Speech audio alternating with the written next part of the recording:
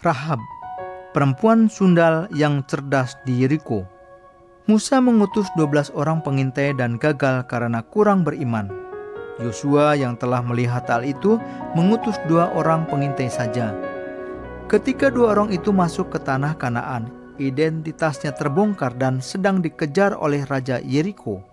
Tepat pada waktunya mereka masuk ke sebuah kedai minum dan minta disembunyikan. Pada saat itu orang yang menyembunyikan mereka adalah Rahab, perempuan sundal. Yang pertama, kecerdasan mengetahui manusia. Tidak semua orang memiliki kecerdasan yang benar. Orang-orang Farisi dan imam-imam di Yerusalem tidak mengetahui anak Allah, walaupun ia di depan mata mereka.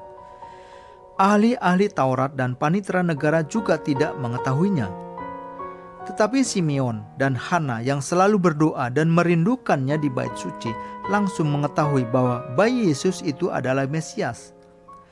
Mereka melihat bayi Yesus yang baru lahir hanya 8 hari sebagai anak tukang kayu, langsung mengetahui bahwa ia adalah Mesias yang akan memikul dosa kita nantinya. Adalah di Yerusalem seorang bernama Simeon.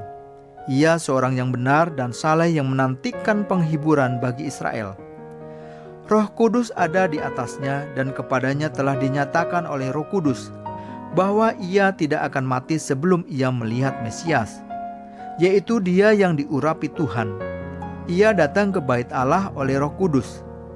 Ketika Yesus anak itu dibawa masuk oleh orang tuanya untuk melakukan kepadanya apa yang ditentukan hukum Taurat, ia menyambut anak itu dan menatangnya sambil memuji Allah, katanya, "Sekarang Tuhan, biarkanlah hamba-Mu ini pergi dalam damai sejahtera sesuai dengan firman-Mu, sebab mataku telah melihat keselamatan yang daripada-Mu, yang telah Engkau sediakan di hadapan segala bangsa, yaitu terang yang menjadi pernyataan bagi bangsa-bangsa lain dan menjadi kemuliaan bagi umat-Mu Israel." Dan bapa serta ibunya amat heran akan segala apa yang dikatakan tentang dia. Lalu Simeon memberkati mereka dan berkata kepada Maria, ibu anak itu, "Sesungguhnya anak ini ditentukan untuk menjatuhkan atau membangkitkan banyak orang di Israel, dan untuk menjadi suatu tanda yang menimbulkan perbantahan. Dan suatu pedang akan menembus jiwamu sendiri, supaya menjadi nyata pikiran hati banyak orang." Lagi pula di situ ada Hana, seorang nabi perempuan, anak Fanuel dari suku Aser. Ia sudah sangat lanjut umurnya. Sesudah kawin ia hidup 7 tahun lamanya bersama suaminya, dan sekarang ia janda dan berumur 84 tahun. Ia tidak pernah meninggalkan bait Allah dan siang malam beribadah dengan berpuasa dan berdoa. Dan pada ketika itu juga datanglah ia ke situ dan mengucap syukur kepada Allah dan berbicara tentang anak itu kepada semua orang yang menantikan kelepasan untuk Yerusalem. Lukas 2 ayat 25-38. Seorang perempuan yang bertemu dengan Tuhan Yesus di pinggir sumur Sikar, dalam percakapannya dia langsung mengetahui bahwa dialah Mesias. Bartimeus, seorang pengemis buta di Yeriko, meskipun mata jasmaninya tidak dapat melihat, namun hanya melalui desas-desus pun dia langsung mengetahui bahwa dialah anak Daud, yaitu Mesias. Nikodemus dan Yusuf dari Arimatea juga memiliki kecerdasan mengenal orang. Rahab juga memiliki mata yang dapat mengenal orang. Ketika melihat 2 orang bernama Simeon yang dikejar, ia dapat mengetahui dalam sekejap waktu bahwa mereka perlu dibunuh atau perlu dibiarkan hidup. Hal itu menjadi suatu ikatan. Ia menikah dengan Salmon di antara mereka, melahirkan Boas, anak yang baik. Boas mengambil Rut, memperanakan Obed. Obed memperanakan Isai, dan Isai memperanakan Daud. Banyak orang bertemu dengan orang yang baik dan berhasil, dan lebih banyak orang salah bertemu dengan orang lain, merusakkan kehidupan sendiri. Rahab menyembunyikan 2 orang itu secara cerdas. Kemudian mereka saling berjanji bahwa ketika Israel menduduki Yeriko, mereka tidak akan memusnahkan rumah Rahab. Rahab percaya janji itu dan Salmon menepati janji itu. Salmon meminta 2 hal kepada Rahab. Walaupun Israel menyerang Yeriko, jangan bergerak dan tetap berada dalam rumah. kemudian mengikat tali dari benang kirmizi pada jendela supaya tentara Israel dapat membedakan rumah itu. Rahab melakukan sesuai dengan perintah Salmon dan menunggu dalam iman. Yosua memerintahkan kepada seluruh tentaranya supaya tidak menyentuh rumah yang terikat benang kirmizi ketika menyerang Yeriko. Tetapi seandainya Rahab tidak percaya dalam hatinya dan keluar dari rumahnya ketika Israel mengelilingi kota Yeriko, ia pasti dibunuh. Dan jika ia melarikan diri ke tempat lain, mungkin ia dapat hidup, tetapi tidak dapat menjadi istri Salmon dan tidak akan muncul dalam silsilah Tuhan Yesus. Ketika Rahab melihat Salmon, ia langsung mengetahui bahwa Salmon adalah orang yang dapat dipercayai. Kecerdasan ini tidak dimiliki oleh setiap orang. Kita tidak tahu bagaimana Rahab menjadi perempuan sundal. Bagaimanapun juga ia pasti mengalami banyak laki-laki.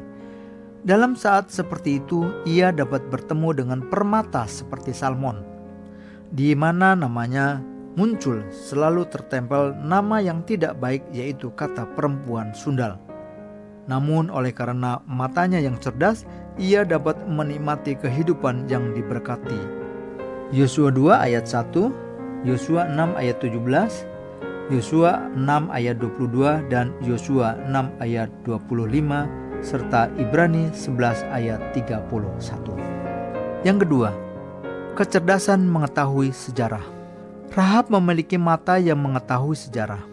Ia melihat bahwa nasib Yeriko telah surut dan masa Israel telah datang. Sebagai perempuan sundal, ia sering mendengar berita-berita.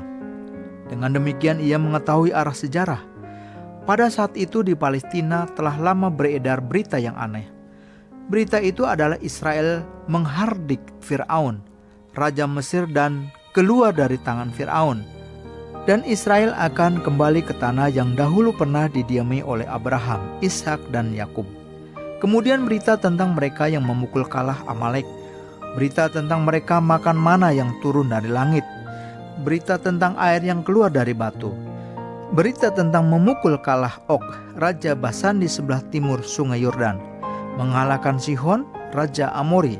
Berita-berita itu terus kedengaran ke Yeriko. Rahab yang mendengar berita itu merasakan bahwa zaman yang baru sedang datang. Tuhan Yesus sendiri pernah menegur orang-orang yang tidak tahu membedakan zaman. Pada pagi hari, karena langit merah dan redup, kamu berkata, hari buruk. Rupa langit kamu tahu membedakannya, tetapi tanda-tanda zaman tidak. Matius 16 ayat yang ketiga. Hai orang-orang munafik, rupa bumi dan langit kamu tahu menilainya. Mengapakah kamu tidak dapat menilai zaman ini? Lukas 12 ayat 56. Yang ketiga, kecerdasan mengetahui Allah. Rahab memiliki mata yang dapat melihat Tuhan Allah. Bangsa Israel mengalami Tuhan Allah selama 40 tahun. Namun begitu mereka tidak mengenal Tuhan Allah. Tetapi Rahab hanya mendengar desas-desus saja. Ia percaya bahwa Tuhan Allah bagi Israel adalah Allah segala Allah. Karena ia percaya hal itu, ia menyelamatkan Salmon. Ia belum pernah belajar teologi dan belum pernah mendapat pendidikan dari gereja yang normal. Ia hanya menganalisa desas-desus dan menyimpulkan dan yakin bahwa Allah Israel sajalah Allah yang benar. Rahab mendengar berita. Masyarakat Yeriko yang mendengar berita bahwa Og, raja Basan dikalahkan oleh tentara Israel, Sihon, raja Amori ditundukkan, gemetar menghadapi mereka. Persiapan Tuhan Allah selalu sempurna. Orang-orang kafir lebih tahu tentang Tuhan Allah Israel itu siapa. Berita-berita yang didengar selama 40 tahun yang lalu penuh dengan berita-berita bahwa bagaimana Allah Israel membebaskan bangsa Israel dari tangan Fir'aun, raja Mesir, bagaimana memimpin mereka dalam tiang awan dan tiang api, bagaimana mengalahkan Amalek di tengah jalan, raja Basan dan raja Amori. Biasanya berita sering dilebih-lebihkan. Berita tentang Tuhan Allah yang didengar oleh orang-orang kafir adalah berita yang sangat hebat. Rahab mendengar berita itu, merasakan bahwa Allah Israel berbeda dengan Allah-Allah lain. Tuhan Yesus mengatakan, berbahagialah orang yang memiliki mata yang dapat melihat, telinga yang dapat mendengar, dan hati yang dapat mengerti. Rahab memang memiliki mata yang benar-benar dapat melihat. dan memiliki telinga yang dapat mendengar dan juga hati yang dapat mengerti dan percaya. Pada zaman Daud ada seorang yang bernama Nabal dari Karmel yang mewakili laki-laki yang bodoh, dan herannya Abigail, istri Nabal, adalah perempuan yang sangat bijaksana dan cerdas. Walaupun Abigail tinggal di pedesaan, ia memiliki mata yang dapat mengetahui sejarah. Ia dapat melihat ke depan akan bagaimana dunia ini dan Daud akan menjadi raja dan berkuasa. Daud langsung mengetahui kepintaran, kesopanan, kebijaksanaan, kecerdasan Abigail. Maka setelah Nabal mati, ia mengambil Abigail dan menjadikannya istrinya. Masa Daud di mana dia hidup di padang gurun bersama-sama pengikutnya adalah masa yang sangat menyedihkan. Ia menjadi pemimpin partai oposisi, tidak ada pendukung, hampir semua pengikutnya adalah orang-orang yang sulit. Lalu Daud pergi dari sana dan melarikan diri ke Gua Adulam. Ketika saudara-saudaranya dan seluruh keluarganya mendengar hal itu, pergilah mereka ke sana mendapatkan dia. Berhimpunlah juga kepadanya setiap orang yang dalam kesukaran, setiap orang yang dikejar-kejar tukang piutang, setiap orang yang sakit hati, maka ia menjadi pemimpin mereka. Bersama-sama dengan dia ada kira-kira 400 orang. 1 Samuel 22 ayat 1-2. Selama Daud berkemah di sekitar padang rumput Nabal, kawanan domba Nabal tidak pernah diserang karena tentara Daud menjadi pagar bagi Nabal. Tetapi Nabal yang bodoh ini tidak memikirkan anugerah itu. Ia hanya memikirkan keuntungan di depan mata saja. Orang-orang Daud yang dalam kesulitan, kehabisan makanan, meminta tolong kepada Nabal. Tetapi Nabal yang tidak mampu melihat sejarah, menolak mereka di depan pintu. Katanya, "Siapakah Daud? Siapakah anak Isai itu?" Pada waktu sekarang ini ada banyak hamba-hamba yang lari dari tuannya dan menganggap orang-orang Daud sebagai hamba-hamba yang lari dari tuannya. Dengan demikian dia mempermalukan muka Daud yang dalam kesulitan dan tangan orang-orang Daud yang meminta tolong. Daud yang mendengar hal itu marah benar. Daud tadinya telah berkata, "Sia-sialah aku melindungi segala kepunyaan orang ini di padang gurun, sehingga tidak ada sesuatu pun yang hilang dari segala kepunyaannya. Ia membalas kebaikanku dengan kejahatan. Beginilah kiranya Allah menghukum Daud, bahkan lebih lagi daripada itu, jika aku tinggalkan hidup sampai pagi seorang laki-laki saja pun dari semua yang ada padanya." 1 Samuel 25 ayat 21-22. Ketika tentara Daud sedang menuju ke padang rumput Nabal, orang yang buru-buru datang adalah Abigail, istri Nabal. Ketika Abigail melihat Daud, segeralah ia turun dari atas keledainya, lalu sujud menyembah di depan Daud dengan mukanya sampai ke tanah. Ia sujud pada kaki Daud serta berkata, "Aku sajalah ya Tuanku yang menanggung kesalahan itu. Izinkanlah hambamu ini berbicara kepadamu dan dengarkanlah perkataan hambamu ini. Janganlah kiranya Tuanku mengindahkan Nabal, orang yang dursila itu, sebab seperti namanya demikian ia. Nabal namanya dan bebal orangnya. Tetapi aku hambamu ini tidak melihat orang-orang yang Tuanku suruh. Oleh sebab itu Tuanku, demi Tuhan yang hidup dan demi hidupmu yang dicegah Tuhan daripada melakukan hutang darah dan daripada bertindak sendiri dalam mencari keadilan, biarlah menjadi sama seperti Nabal musuhmu dan orang yang bermaksud jahat terhadap Tuanku. Oleh sebab itu pemberian yang dibawa kepada Tuanku oleh budakmu ini biarlah diberikan kepada orang-orang yang mengikuti Tuanku.